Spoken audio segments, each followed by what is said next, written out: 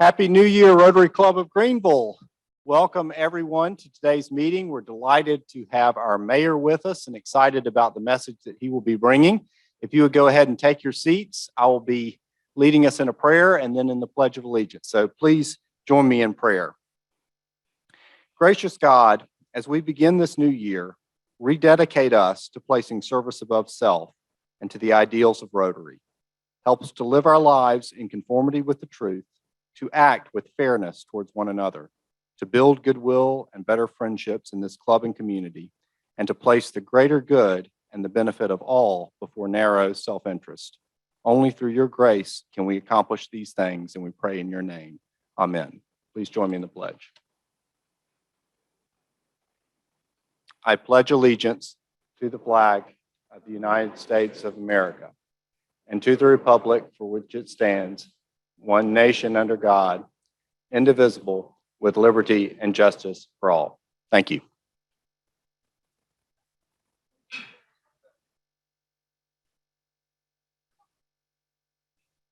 Hello, I'm Lisa Minnick, and I'd like to welcome our visitors and guests. I think we just have guests, no visiting Rotarians today. So we have, if you would stand when I call your name, but then hold the applause to the end, please. Carol Rosenthal, a guest of Linda Breeze. Bailey Tollison, guest of Rance Bryan. Loretta Stevens, guest of our own Scott Stevens. Rochelle Grimes Lanine, guest of Ramona. Cindy Fowler, guest of the club. Greg Pickett, guest of Rusty Envinger. Steve Lanzel, guest of Connie Lanzel. Aaron Predmore, guest of Bob Morris. Kevin Brady, guest of Susie Tumblin. Sandra Welch, guest of Chuck Welch. And Quentin Weist, guest of Betty Weist. Welcome. Thank you all for coming and joining us. The leg brace was from surgery last Thursday, which was a result of a stupid fall on Christmas Day, and I deserve no sympathy. I am appreciative of the Greenville hospital system for getting me into surgery 12 days after the accident. I'm sure most of you saw the mayor's bio in the Rotary newsletter. This slide outlines some of the basics. He's been involved with city council and as either councilman or mayor for going on 40 years now. When he ran for mayor in 1995, his goal was to make Greenville the most beautiful and livable city in America. Well, the list of projects since 1995 is incredible. Some of these were city money. Some were city, county, state, federal dollars. Most were public-private partnerships. I had the privilege of working with Knox for 4 years on city council. He's a visionary, passionate about what he does, and incredibly creative in finding ways around obstacles to getting things done. His fingerprint is somewhere on every one of these projects. So where are we in the goal, most beautiful and livable city? Well, Condé Nast Travel Magazine had their list of 10 best cities in the US in October. Greenville is number 5. I have been to every city on that list, and I can assure you that we're the most affordable. Finally, how many of you saw 60 Minutes Sunday night? If you hadn't, go online and look. One of the 3 stories was called The Big Quit and the difficulties of finding workers. They talked about the migration of people from places like Chicago and San Francisco to safer and more affordable places like Greenville, Austin, Texas, and Miami, Florida. Bill Whitaker interviewed Greenville restaurateur Carl Sobosinski and contractor James Jordan. Neither made excuses for the not being able to get workers. They just said they had to work harder and provide more flexibility to the workers. So maybe Greenville is not number one yet, but we're getting real close. Please give a warm Rotary welcome and a huge thank you to Knox White. Well, thank you very much. It's great to be here for the Downtown Rotary Club. It always is. But you have radically changed your agenda. Normally, the speaker could eat heartily before the speech. What happened to health and happiness and all the other things? I was counting on. Oh, well. But thank you, George. It was a great honor and pleasure to have George Fletcher on City Council for 4 very, very extremely productive years, I might add. And I miss him very much, but I still now get his free consulting services. He doesn't get a vote, but he gets to consult. So that's not a bad deal. But great to be here today. Glad you all had a chance to, many of you raised your hand for seeing the 60 Minutes report. George took that out of my remarks because I too was going to ask how many had seen it. I thought the folks who spoke really acquitted themselves so well and just did us proud. So I want to give a little shout out to Carl and James and everybody who participated. It was just a great thing for Greenville and speaks so well of themselves as well. But glad to be here. I know many people are watching this, I guess, over Zoom. Am I correct? You all set up? A shout out to Bob Howard and Judy Prince. They both sent me notes this morning, and I appreciate that. So I know they're watching this at home or somewhere. At least they say they are. So we hope so. Oh, they're on there. Oh, there they are. Oh, I see. Okay, and everybody else too. Appreciate it. I want to say a few words up front about our experience through COVID, because I think it's very telling and very instructive for what we do as a city and not have already done, but also going forward. I want to talk a little bit about that. And then once I finish that up, I want to segue into favorite part of the program, which is projects and things that are in the pipeline coming down that'll be very much in the news in 2022, some of which you know about and some you may not know about. So I want to conclude with that, but always a pleasure to have a chance to do that with you. I recently returned from a trip to Columbus, Ohio. And I think you would agree, if you keep up with cities in America, Columbus is a very successful city. In fact, it was the Chamber of Commerce's inter-city visit for us a couple years ago. Columbus is always at the top everything list as well in terms of a strong economy, especially in their sister cities of the Midwest, Cleveland and all the other cities. They're always top notch. And I've been there many times before. It's very much got a beautiful riverfront. The riverfront, by the way, is designed by a group called MKSK that's also designing Unity Park in Greenville. So I've been out there to check out their work several years ago. Beautiful downtown. And they also, if I could go back a couple of years, and last visit we had there, not only is a local economy very strong and diverse with good technology segment and that kind of thing, but also their downtown had experienced, similar to all successful cities in America, a big influx of residential downtown for the first time in decades, residential shops and stores and a lot of restaurants and such as that. That was the picture a couple of years ago when we were there as part of the inner city visits. So I was there. I was there to see some development around Columbus by the same investment group that is investing in and creating what will be the County Square project here in Greenville on the old County Square site. I'm going to show you some pictures in a minute on that. And they wanted me to come to Columbus because they wanted me to see what they had done there. And that's a whole nother talk, by the way, but it was very impressive. But here's my bigger point. I had a chance to meet with the former mayor and be in downtown Columbus. Let me tell you what I saw. And I think this picture is playing out in sister cities in South Carolina and all over Southeast, not just Columbus. And here's the picture. Let me tell you what I saw. I saw a city that had not recovered yet from 2020. It was visible, it was conspicuous, it was obvious. I'm not saying bad things about Columbus because it's still a great city and they have great leadership, but I just want to tell you, having met with the former mayor, I guess I'm okay to say this. They're very distressed over a couple of things that have been happening. Here's what they have. Now, I observed that, I observed a lot of graffiti, closed up buildings in conspicuous places, damage to some certain segments of the downtown. It was still there in into 2021. This was right before Christmas. I went there. They told me that the downtown residential scene, multifamily, had come to a stop 2 years later. And people were actually leaving Columbus downtown. All those condos and people were talking about, and just a few years ago, kind of complaining about too many of these things, come to a stop. People were leaving, and new projects in the pipeline had come to a stop. Multifamily side. Restaurants, a lot of them closed up.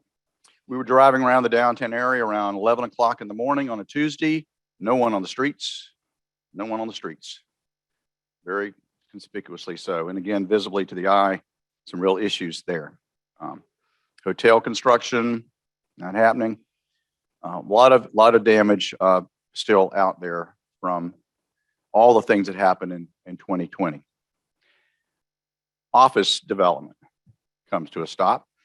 Now, office workers in cities across America haven't returned in full, though we don't have as big an issue here, but other cities, it was Charlotte not long ago. It's still showing its face in Charlotte at noontime. There's not many office workers on the street as I used to see in Raleigh and Charlotte at noontime. In Columbus, it's very difficult because during 2020, this is where the former mayor comes in. He told me during 2020, their largest, I think it's their largest office downtown, an insurance company, up and left, moved out in the suburbs. So they got a double whammy.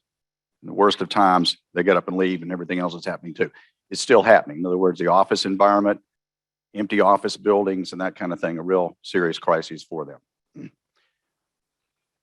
That is a story at some level or another in just about every city I've been to. If any, I don't know if you've been to some other places where no, it's just the opposite. Well, I'm here to tell you,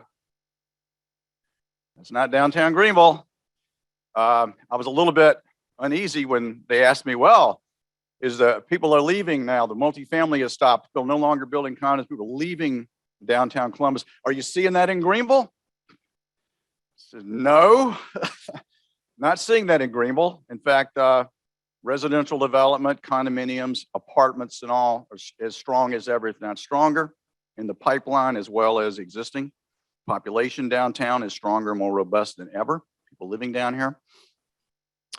On the side of office development, this is where we get a little bit lucky too.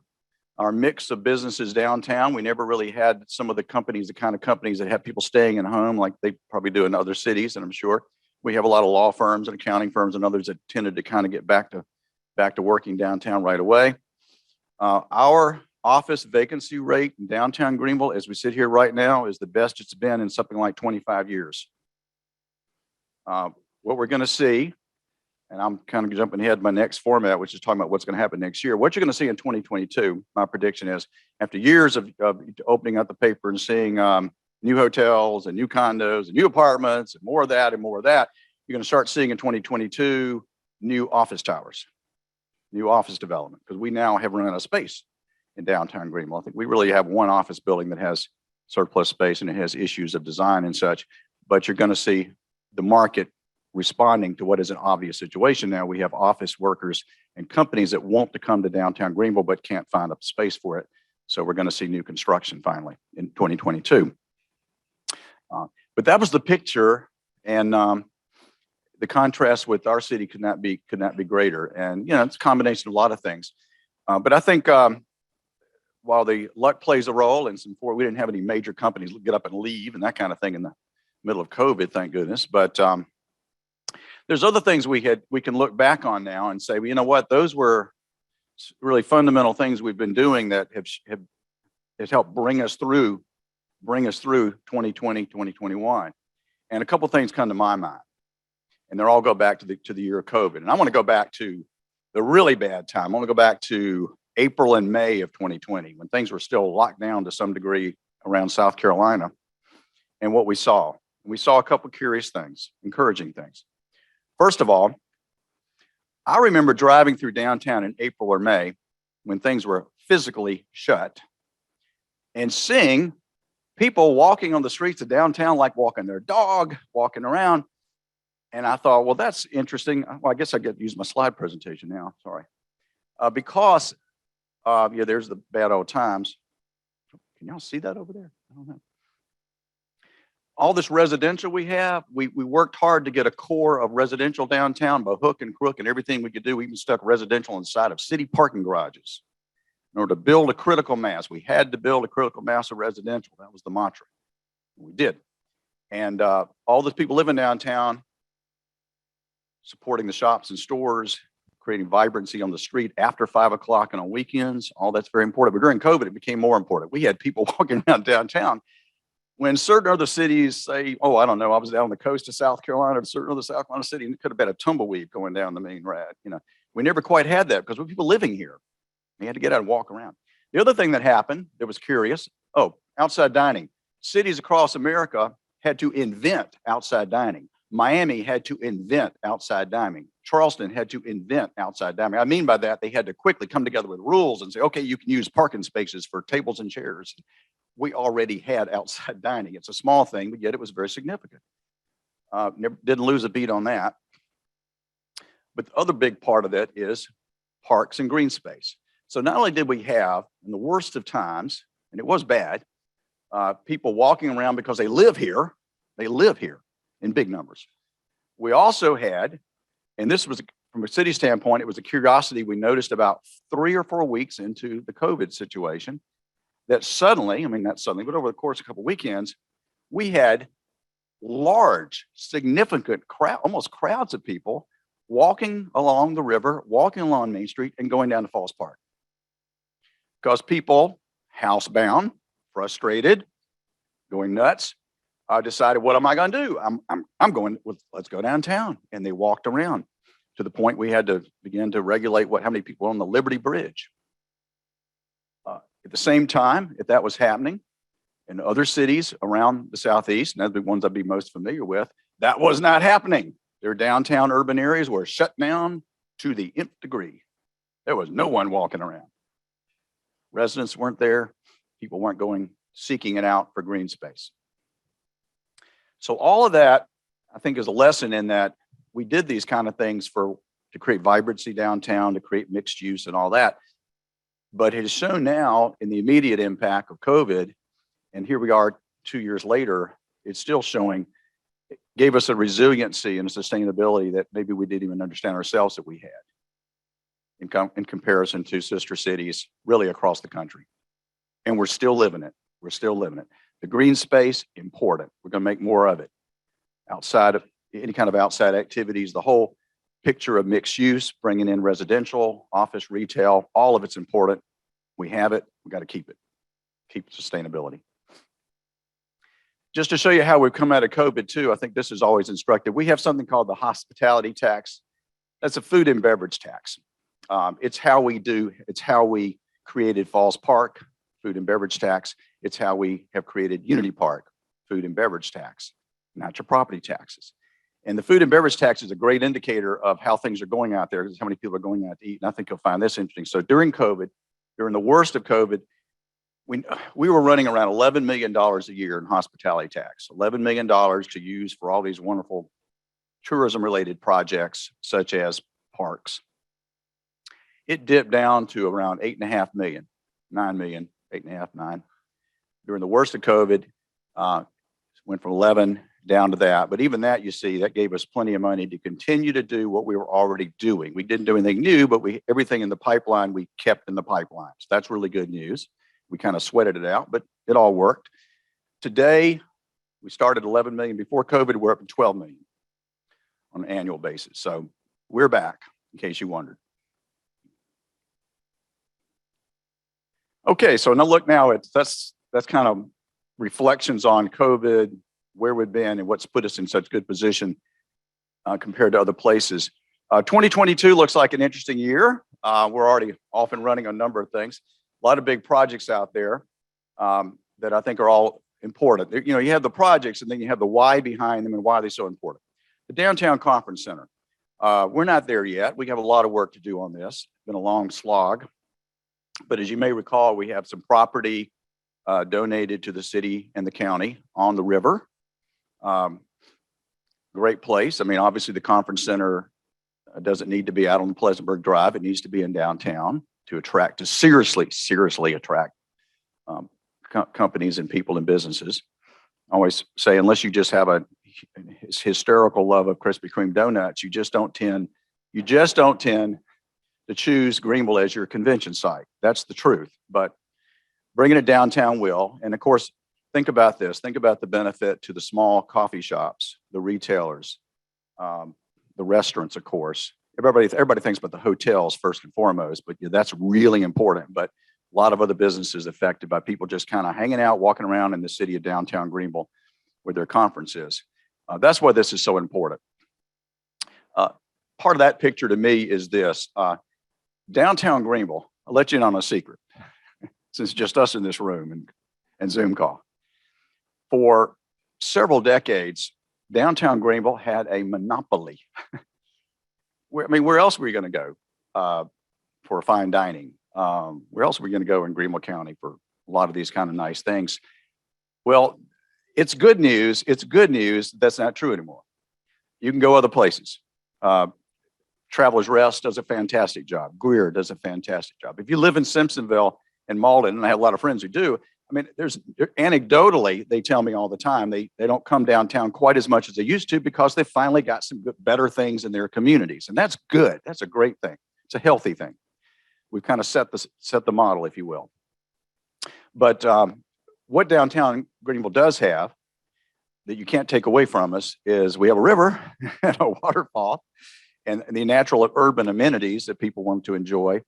But we also have the inside track, of course, for visitors, for hosting visitors from all over. And that's why this conference center, one of the reasons this conference center to me is so critical. If you want to sustain and maintain the vibrant success of downtown Greenville for the next many decades, we've got to be aware that we have competition now. The world has changed. Greenville County has changed. We can't keep doing the same thing and think we're going to get the same result. We have to do different things. And one of them is bringing the conference center downtown and really making this conference center something that the other one never was. This conference center will be tied to economic development. In other words, it will seek out organizations, talented people from all across the country who are engaged in serious work in perhaps the engineering field, the automotive field, organizations that tie back to our economic development strategies for the whole county. We want to bring them to Greenville for their conferences and their meetings. And you know what happens when do you know what happens when you bring people to Greenville for conferences and meetings? They end up bringing their business here. They end up moving here. So it's all good. But the big picture for downtown is sustainability to downtown. And that's why we're still going to focus on this and try to make it work out.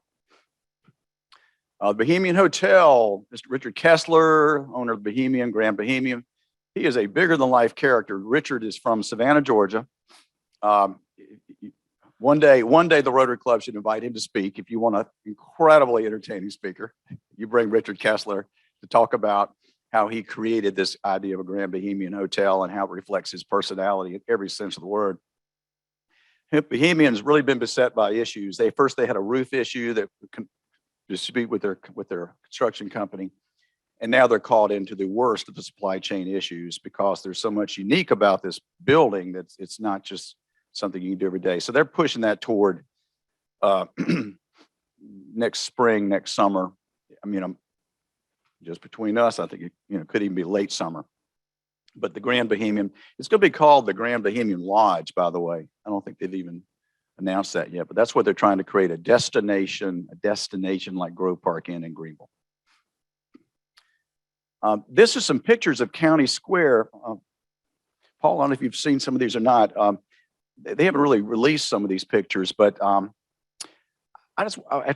kudos to the county for the whole concept, Butch Curvin and his leadership to do what they're doing on the County Square site. They had a nationwide competition. They had a very fine development group from Atlanta that won the prize, if you will. But that Atlanta group, just to show you how it's organized, they get most of their investment fund, or many of their investment funding comes from New York. And let me just say this, it's probably, if Michael Bloomberg were sitting here today, if he was invited to your Rotary Club, he would say that the Georgetown group in New York is probably the finest development group in New York City. They created Bryant Park. It was their idea. Very philanthropic. They also do superb development work, including a project in Columbus, Ohio. That's why I saw them. And what they plan to do at County Square, from my perspective anyway, is way better than where they started from, where they originated.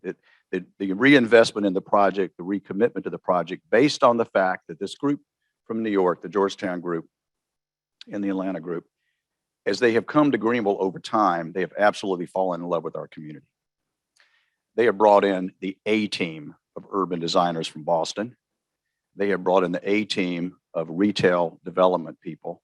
And what they do in Columbus demonstrates, I mean, every retailer you can think of is there.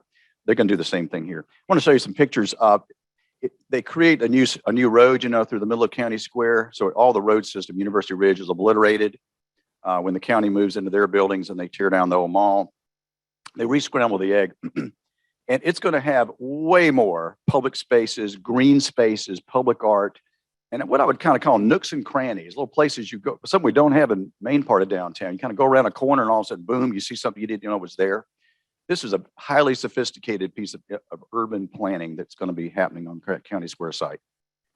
Infinitely more creative than anybody probably around here realizes. And I just wanted to tell you from where I sit, as something of a skeptic in the beginning, as we dealt with them on all kind of issues in the early days, that's all in the past. They have brought the A team to bear on this project with personal commitments and involvement by the top level of people at Georgetown. And based on one thing, which they just love downtown Greenville. They think they're now bringing their people to downtown Greenville to see what we've done. So walkability, diverse uses, restaurant, shops, offices, residential, and I think the really exciting thing, some knock your socks off retail. So I think they'll end up they'll land some retailers and you're going to go, you're kidding. They're coming to Greenville. It's going to be at County Square or this section of downtown. Another good project for next year. What's that? Oh, Swamp Rabbit Trail. I've been talking about this section of Swamp Rabbit Trail since Beth Padgett was at the Greenville News. An abandoned railroad line parallel to Lawrence Road, connecting all the way up from I-85 on to Millennium in the future, all the way to Malden and on. So this underway now are the bridges. The city is working on the bridge work because this will be a section of the trail where you don't have to cross any busy streets. It'll all be safe and secure for families and such. Last night, the Greenville City Council voted unanimously to close the tunnel at Cleveland Park. You know that little tunnel under Washington Street? Okay. And that's going to be part of the trail system as you get on up to Lawrence Road. Lawrence Road, if you were thinking about getting into real estate, you're already too late. Lawrence Road is just about taken now. Properties all along Lawrence Road have been flipping, and we also had a project last night that on the site of the old highway department on Lawrence Road that's going to be a good mixed-use project. We also have on Lawrence Road, probably I guess to date, maybe one of the largest affordable housing projects in the whole city on Lawrence and Ackley Road. So a lot of good things happening on Lawrence Road because of the trail, as we might have predicted, and that's exactly what's happening. I think the trail should be open by this fall, maybe sooner. It's a county project. I can't, but we're doing the bridges. Unity Park. This is a great aerial. If you haven't been over there, this is a good section. That's the Reedy River, by the way. Who knew? The Reedy River, as it ran through this section, was a ditch. It was a ditch dug in 1938. 1938 Corps of Engineer project, very artificially done, and it was just a very ugly ditch. And one of the big parts of Unity Park was always going to be restoration of the Reedy River. Kind of doing it the way it should have been done environmentally and otherwise throughout its history. So it's a beautiful thing to see now. When you drive along Hudson Street, you see something that I never thought I'd live to see. You see water glistening on the Reedy River. Never thought I'd use the word glisten in Reedy River, but it glistens. And also, we've had some major rain events the last couple months, and we were really excited about that. We wanted to test the proposition by widening the river and improving the riverbanks and allowing it to flood naturally. Would it have a positive effect on flooding downstream in Cleveland Park and Onbio? And the answer seems to be yes. Yes, it did. It held a lot of water up in the Unity Park area. went all the way up to the top of, up to the bridges, but it was all built for that purpose. And so it should have a good effect long-term on development downstream. But that's a part of the river work, which is a huge part of the project. And there it is. It runs by the warehouses. Of course, the Swamp Rabbit Trail is now on both sides of the river. Well, actually, right now it's on one side. It's going to be on both sides, but we have a new section of the trail already open. And the bridges, we have 3 bridges over the river, and this is kind of the main one. The Unity Park is, as you may recall, is on both sides of the Reedy River. If you haven't been over there lately, like in the last 3 or more, 6 months, do drive over there on Hudson Street and just you can see the great expanse of what's happening over there. And you'll also see that we have created what we're calling Michelin Green. If you give $1 million, you can have a green too. Michelin Green is the huge green space. We'll have 2 of them, one side of the river, one side of the other. And that is there. It is planted. We decided not to plant seeds. We decided, patience here. We decided to do sod. It turned out to be a great decision. But there's a fence around it now, so we're not quite ready for you to walk on it. You can see it though. And in a few months' time, we think we'll have the park ready to open in middle of May. We might hold off till June, just depending on the weather and such, but otherwise it'll be ready to go in middle of May. We have phase 1 of the park. We still have a few things coming up in the wetlands and also the observation tower. But the main part of the park, as you'll see in these pictures, will be ready.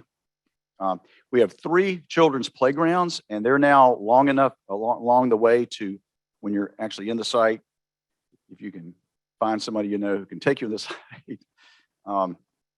Playgrounds are going to be great. Now, I've been looking at, I'm like anybody look at construction drawings. I've been looking at these pictures for 3 years, and you wonder what's it going to really look like in person. Well, now I can begin to see what it's going to look like, and I want to tell you it exceeds expectation. You see these mounds and such in the left-hand corner with a little house on top, kind of. So the playgrounds have these large green mounds, like little mountains. And I thought, well, that's interesting. What's it? Well, I'm going to tell you, when you're walking in that, for little kids, it has steps that go up the mountains. When they climb the steps, I climb the steps, you feel like you're on top of the world. It's high. The vista is amazing. And if you're, 10 years old, it's really going to look like you're on top of Mount Everest. Lots of stuff going on for kids in this playground. It's just absolutely exceeds expectation. We have a wetlands area that's underway as well. That'll be dramatic for people. It'll be kind of like a little Conisty Park over there. And I'm also happy to say, as another example, I look at this picture all the time. How big is it really going to be? I tell people it's the biggest spray park in all of Greenville. I'm happy to tell you, it's the biggest spray park in all of Greenville. It's big. It's very big. It's U-shaped, kind of U-shaped. So one side is for little kids, and the other section is all for the bigger kids. And in terms of when we're going to open the park, I have one rule. We can't open it until it's warm enough for like 100 kids to go screaming into the spray park on the day the park opens, okay? Hit that button and off it goes. Phil Kilgore, where are you back there? Yeah, you can be there to hit the button if you want to. Turn on those jets. Water system was a generous contributor to the spray park. And that's in phase 2, observation tower. We haven't really rolled this out publicly yet, but this is going to be called the Honor Tower. It's going to be in remembrance of law enforcement and veterans and first responders. This grew out of a realization that when we have events in our community, commemorative events, sometimes tragic events, there's really no place for people to gather. We had a police officer, sheriff deputy not too long ago who was killed, and they tried to cram a ceremony into a little space in front of the law enforcement center. Traffic going by wasn't very appropriate, so that kind of came into that. We're going to have an appropriate, solemn but yet great grand space around the base of the Honor Tower. We're proceeding with our affordable housing programs all across the city, but we're particularly rocking and rolling on Unity Park. So Unity Park is going to have one of the largest footprints of affordable housing in the whole city, all intermixed with unaffordable housing, $800,000 condos here, there, and everywhere. But there's senior housing, and as I say, probably one of the largest collections of that. And Housing Trust Fund is hard at work. The senior housing project will be the first out of the ground right across from the post office. show you where that's going to be. But there'll be several others around there. So that's going well. And finally, I show this last slide because honestly, miracles happen.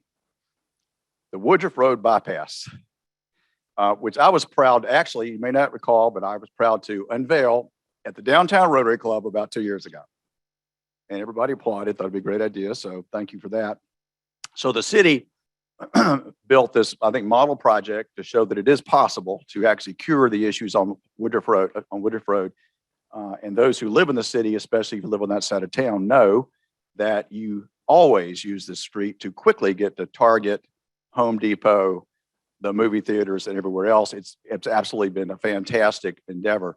Thanks to the leadership of Butch Curvin and the county again, this idea has grown tremendously. And as you probably saw in the paper a few weeks ago, the county has approved, along with the State Highway Department, a great plan to extend the parallel parkway all the way across 85 into Malden.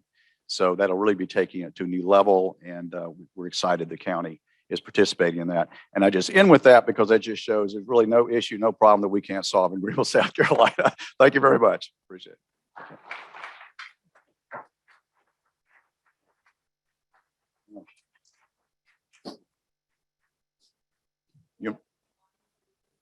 Sure. Yeah. Do you do questions from the people backstage as well, or just here in person?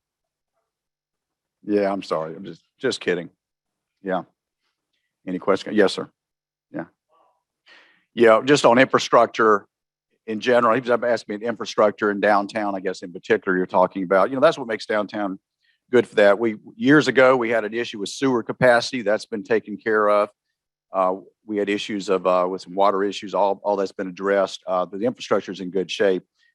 One of the reasons we like the proposal for the conference center at that location on the river is that it backs up to Academy Street, which is basically an underutilized corridor of the downtown area. In terms of traffic planning, we always try to figure out some ways to get more people using that. And so I think we have a nice classic grid system downtown that can absorb a lot more than any other place you can find, certainly in the suburban area.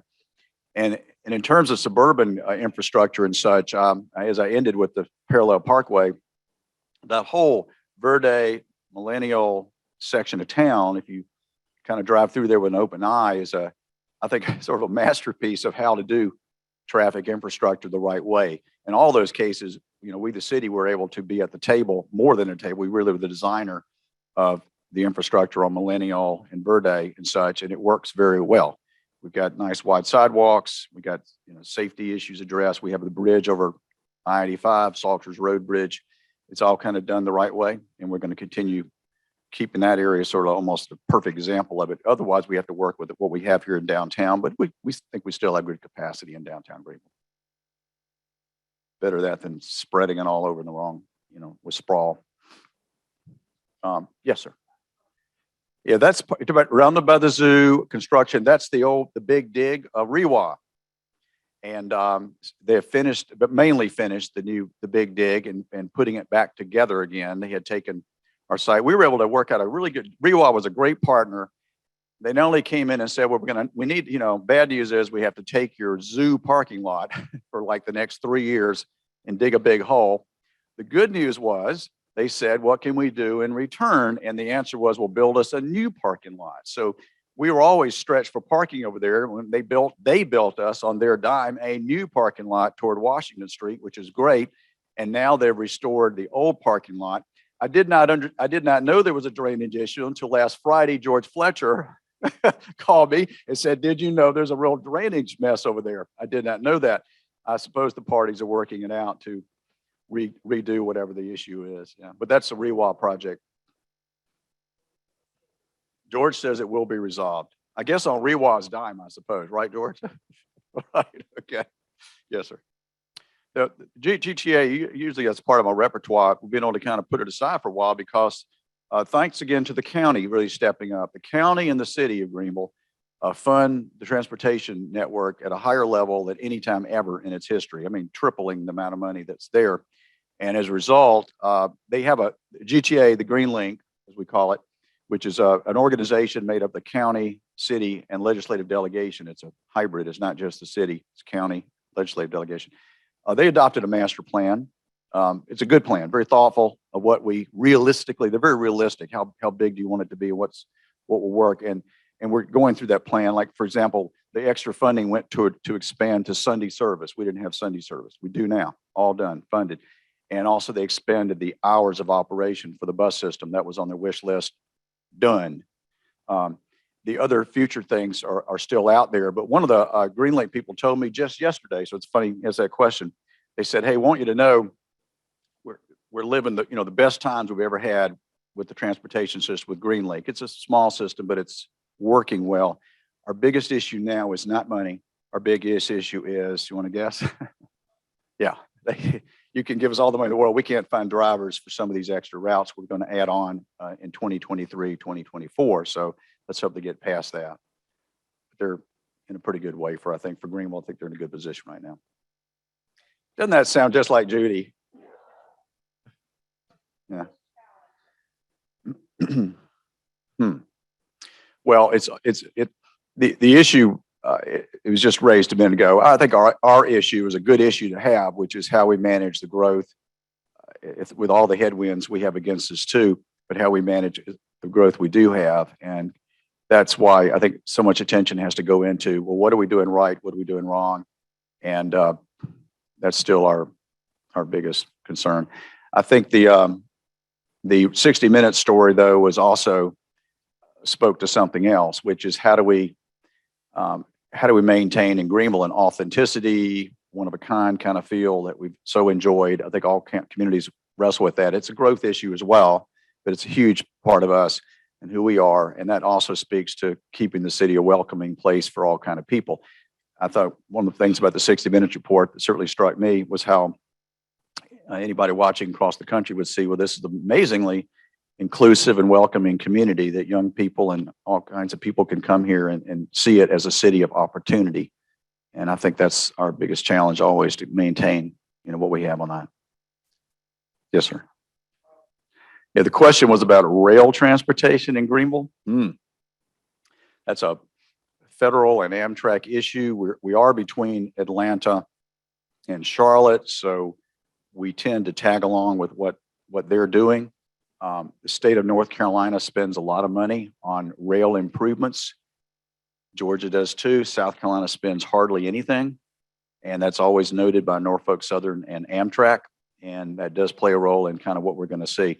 Hard to answer your question because that's really a federal issue. The Amtrak folks haven't told, they said we're likely to have, as a result of all this new funding, we're likely to have some additional service, I understand, at Amtrak. And maybe that means a train may come in here at something other than 2 a.m., may come at some reasonable time, perhaps. That's probably what we're going to see. Otherwise, I don't think this corridor is going to see anything like much more of improvement than just that kind of improvement. Regrettably, well, we just like all the people ask about parking. We have new development parking. Parking's built into everything we do. I'd like to say, oh, people aren't going to be driving cars in 20 years. Well, we're not. You can't take that to the bank and get it financed. So everything you see has parking built into it. Every apartment complex has its own parking and such. From a city standpoint, we're always interested in, if you're building a development, that we want some parking in addition to your direct needs. We need something for the kind of larger vicinity and such. But we negotiate that on every development you see. It's always perhaps the toughest thing we end up working on is how we can do it. Our parking fund, I want to say, is in very, very robust shape. We're in good shape for additional parking garages in the city. We've got about 3 in the hopper that are on the request board, and I think we'll be able to do all 3. I know we will. We'll be able to do all 3. Oh, yeah. Congratulations. I did, yes. It was freezing cold. I turned on the lights. And then Saturday rained out, and Sunday was sunny. Yeah. Oh, boy, you really put me on the line. Of course the city will continue to support the Rotary event. Okay. Thank you very much. You got the presentation. Okay. Thank you very much. Oh. Thank you very much for joining us. And as always, we're going to make a donation on his behalf as our speaker. This book is titled If You Come to Earth. We'll be giving this to Alexander Elementary. Yeah, that's a great idea. That's a great. Yeah, thank you very much. Did you want to train? Well, thank you for, I think you do offer us a lot of hope, and we see a lot of optimism in the future of what's happening, but also recognizing we all have challenges. But to see, I'll just, pickleball last week playing, sitting next to a woman here. They just moved here in August from Illinois. Her son's with an architectural firm out of Illinois. They saw a lot of opportunity in the Greenville area. They have literally put a new firm right here. And she said it was a one-time visit and no discussion, just pack up, move, and come here. So it's kind of a common theme that I think we're hearing these days. But I wrote, so the most beautiful and livable city in America. And it seems like we're certainly heading there. And that city of opportunity is, what we're seeing. But good to be mindful, right? We still have a lot of challenges and things, so we continue to move forward together. We do want to recognize the city's support. So, and I did have notes, Jane's online, as well as Roger, probably other committee members, as well as volunteers in this room from Kringle Holiday Village. And Mayor, you did show up at the Friday night event. You helped flip on the lights, the local TV station, and we really appreciated that support. And just for everyone's benefit, if you weren't here at our last meeting, from that, we now have $40,000 that we're able to use toward our local and international charities. That wouldn't have happened without that event. And we spoke, and we had Roper Mountain holiday lights for a number of years. And on average, we would bring in maybe about $75,000 that we could then put back into initiatives here locally and internationally. 2 years we've been searching. And so to have Kringle Holiday Village do that in its first year out it's amazing. So the city support, the committee members, the volunteers who all made that happen. We thank you, but thank you for helping to light up Kringle Holiday Village for us. And then for Rotary, we also have an educational component and still the city's involvement. So in 2019, Mayor, you got up at the Peace and Conflict Resolution Conference, helped open up the meeting, and you spoke about the vision for Unity Park. Here we are now in 2022. We'll be having the conference on May 12th, being led by Judith and Serinda. You're here, right, Jane? Yep, right there. Very excited. And this one has the district support. So even the committee is diverse in terms of other Rotary clubs being involved. But again, understand you're going to come to that one and be able to give an update for Unity Park. So people will have seen where the vision was and where it is today and where we're heading. So that component is also very important. And staying with the conference, right? So we've done Kringle Holiday Village. It was great for hopefully highlighting in our community Rotary's role and commitment to our community.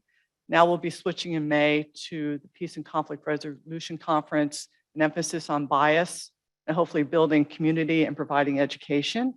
And with that, is Chantel in the room? Hopefully she is.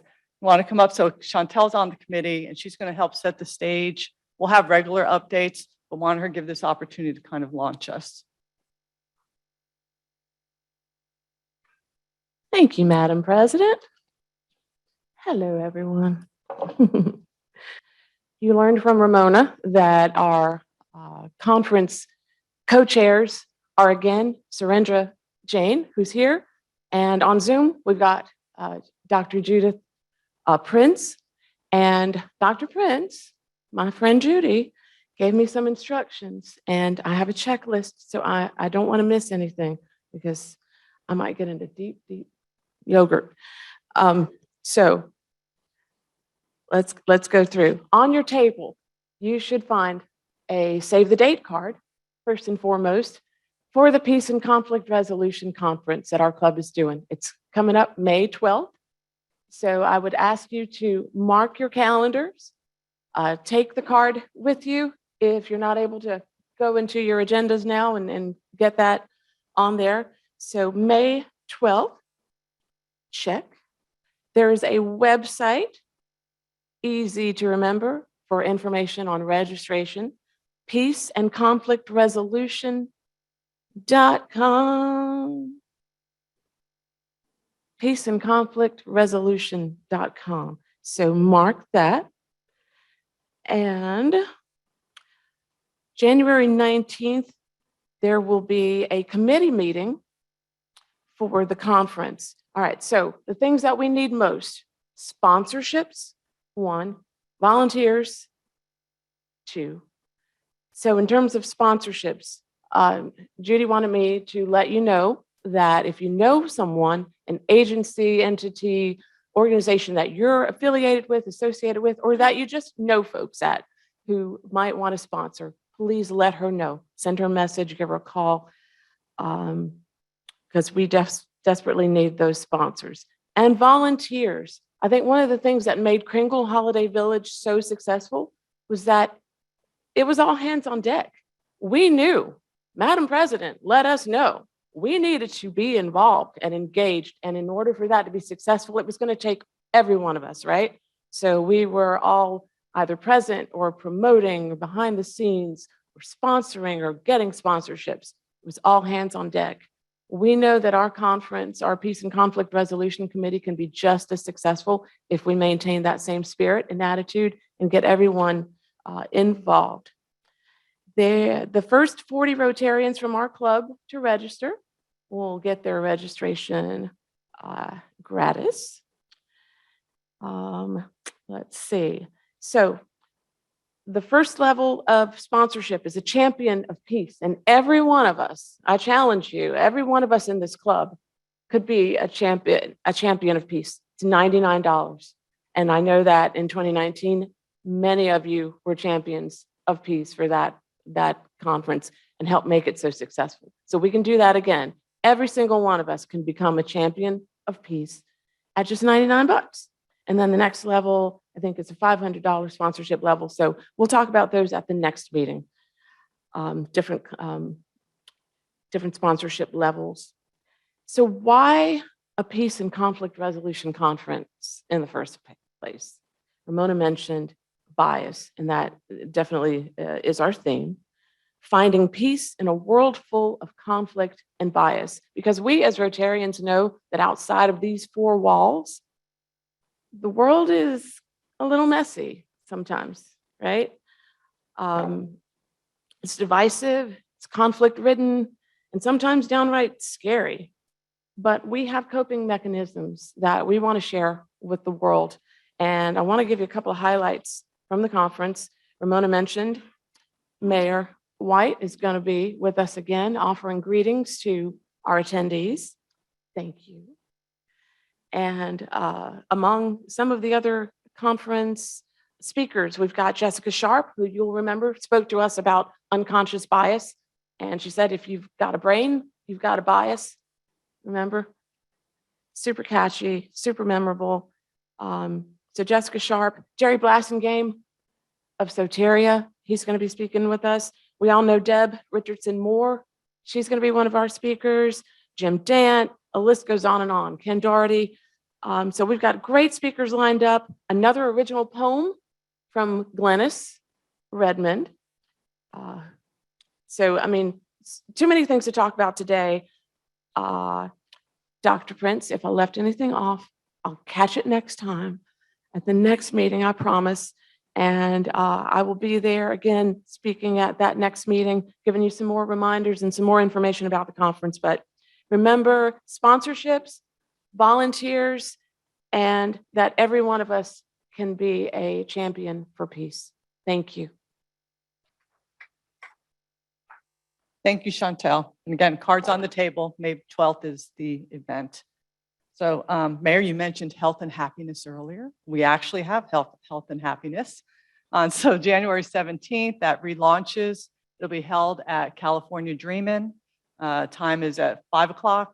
Am I right? Okay, 5 o'clock. So please come out, socialize. Is that offered to multiple clubs? Yes, Susie, right? So multiple clubs have been invited to attend that event. Say what? Bring $5 cash. Thank you, Susie. We have Alexander Elementary. We'll continue to support the school. We have upcoming teacher appreciation events. So look for that in the newsletter. They do need volunteers and help for that. That'll be an event that's occurring closer to the end of the month. So we'll have more details at our next meeting for that. The blue buckets on the table are cart as we continue to support Alzheimer's research. Our champion this week is Brody Bricker. So again, make him feel the pain. put that dollar, loose change into that bucket, please. Then lastly, I wanted to welcome again all of the guests that attended today. Hopefully you're here, hear the mayor, yes, but also because you have a strong interest in Rotary, in doing service, having fun, networking. Great place to do that. You'll find information on the table about some of our Discover meetings.